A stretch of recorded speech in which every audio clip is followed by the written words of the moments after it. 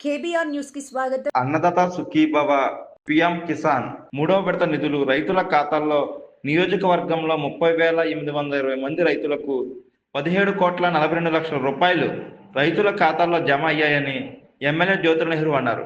కాకినాడ జిల్లా కిర్లంపూడి మండల ప్రజా పరిషత్ కార్యాలయం ఆవరణలో రైతన్న నీకోసం కార్యక్రమంలో భాగంగా నిర్వహించిన అన్నదాత సుఖీభవ పిఎం కిసాన్ కార్యక్రమం వ్యవసాయ శాఖ ఏడీఏ దైవకుమార్, మండల వ్యవసాయ అధికారిని సుధామాధురి ఆధ్వర్యంలో నిర్వహించిన కార్యక్రమానికి ముఖ్య అతిథిగా జగ్గంపేట శాసనసభ్యులు టీటీడీ బోర్డు సభ్యులు జ్యోతుల నెహ్రూ పాల్గొన్నారు.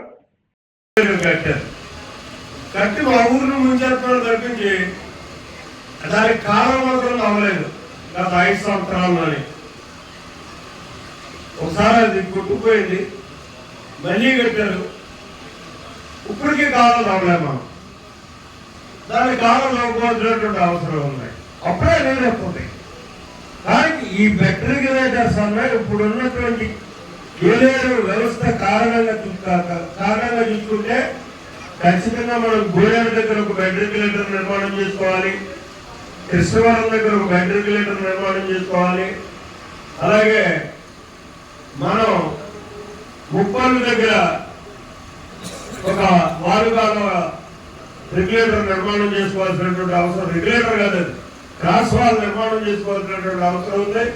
ఇలాంటి ఒక 5-6 కార్యక్రమాలని ఆ నీటి మనం పాత ఏలేరులో చేసుకోగలిగినప్పుడే మనం సమృద్ధిగా నీరు మన ప్రాంతాన్ని రావడానికి అవకాశం ఉంటుంది.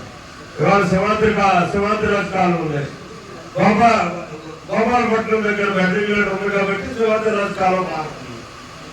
అలాగే ఈ అన్నింటినీ కూడా అక్కడ తిమ్మాపురం దగ్గర ఉన్న కొమ్మలగండి పోయి ఉన్నాయి, దాన్ని రిపేర్ చేసుకోవాలి. ఇవాళ మనం ఈ అన్నింటినీ గుర్తించాం. ఆ అన్నింటినీ కూడా ఇవాళ రేపు వచ్చేటటువంటి ఓఎన్ఎంలో పెట్టి రిపేర్ చేయించాలి అని చెప్పేసి నిధుల కోసం ప్రయత్నం చేస్తున్నాం.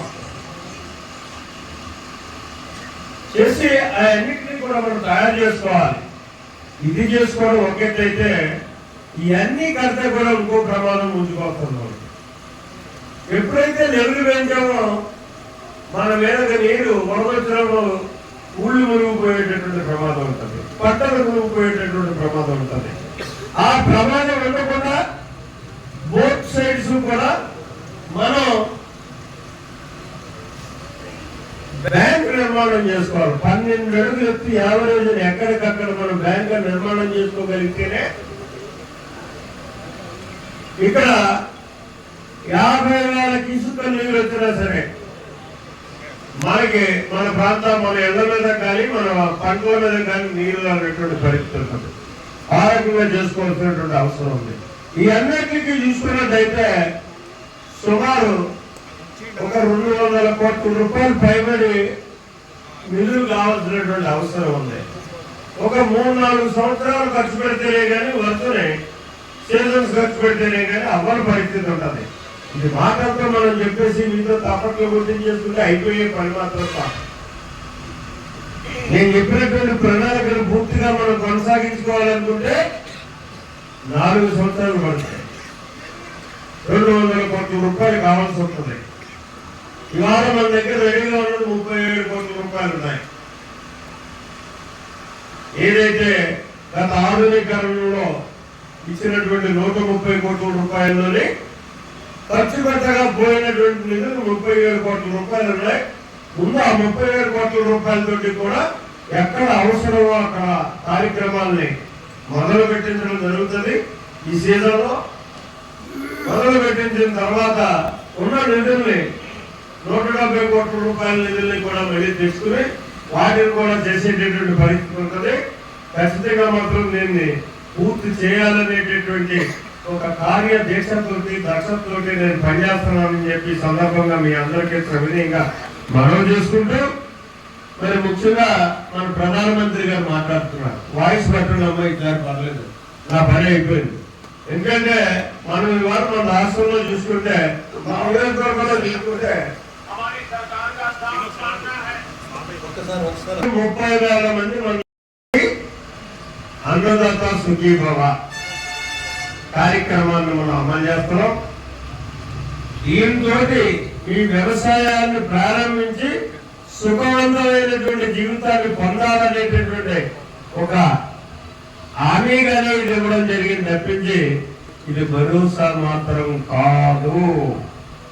దీనికి కావాల్సినటువంటి నిధులు మనం చాలా తెచ్చుకోవాలి. నీకు ఎకరానికి 50,000 రూపాయలు పెట్టుబడి అందివ్వగలిగినప్పుడే ఇక్కడ నీ సంసారాన్ని ముందుకు తీసుకెళ్ళగలుగుతాం. దానికి పెట్టుబడి కావాల్సిన స్థాయిలో పెట్టుబడి పెట్టగలుగుతాం. ఆ స్థాయికి ప్రభుత్వం ఆలోచన చేయాల్సినటువంటి అవసరం ఉంది. మన వ్యవసాయ శాఖ బడ్జెట్ మీద నన్ను మాట్లాడమన్నప్పుడు నిర్మోహమాటంగా ఈ అన్నింటినీ కూడా అక్కడ నేను చెప్పినటువంటి పరిస్థితి ఉంది.